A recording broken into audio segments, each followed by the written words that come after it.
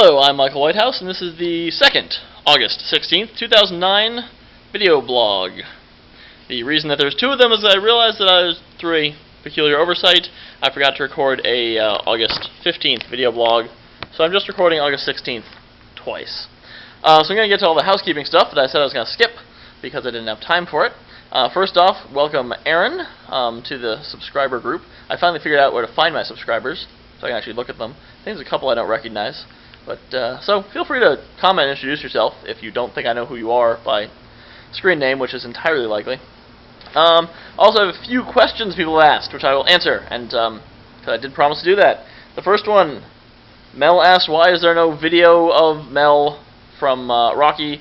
The reason for that is that I had the idea that I'd have more stills and less videos while I was recording them, and then when I actually got to the point where I was putting it together, I realized the videos kind of all went together.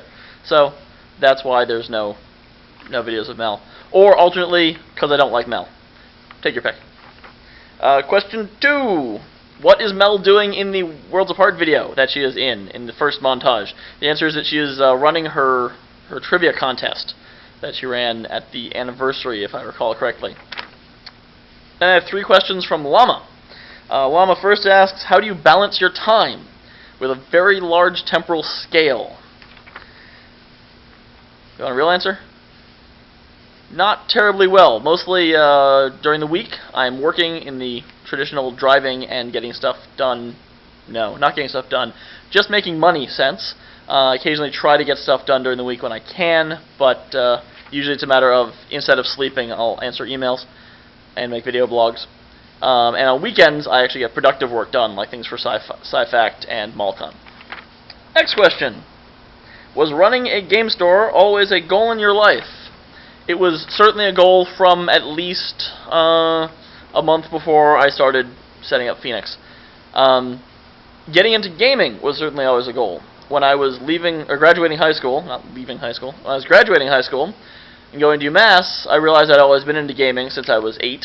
So 10 years at that point, and I decided that I would go for a bachelor's degree independent concentration, BDIC, at UMass in game design. That didn't actually work out because it turns out BDIC is a lot of work and an economics degree is much less, so I went for the path of least resistance.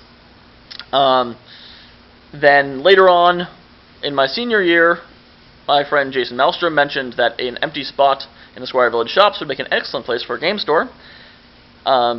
So I thought about doing it, then realized I should probably finish college, but I revisited the idea when I couldn't find a job during my last semester in school. So I opened a game store, figuring I could make a fortune, or at least enough money to live on, doing that.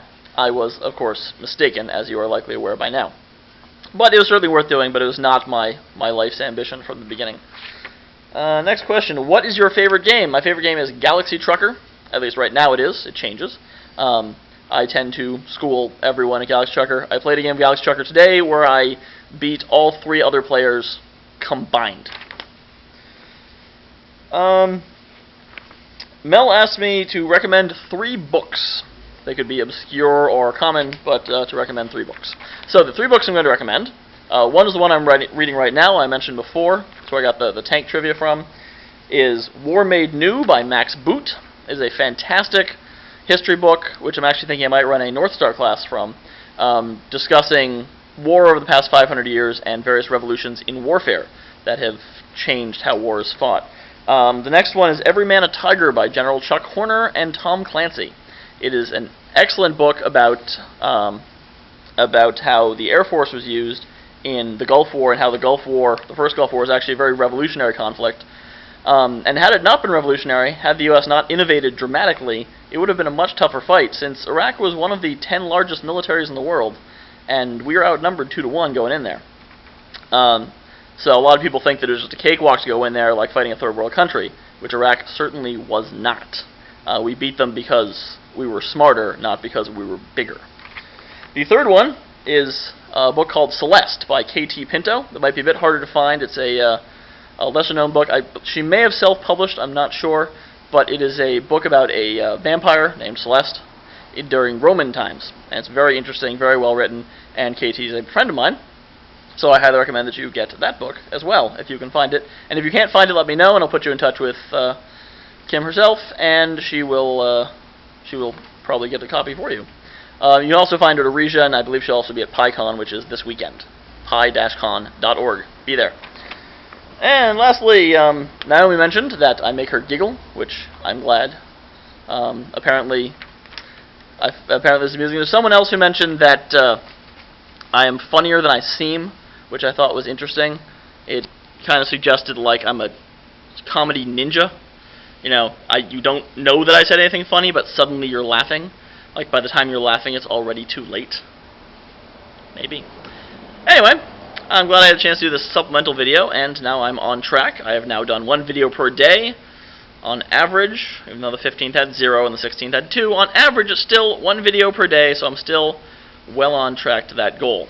I'm Michael Whitehouse, and that'll do.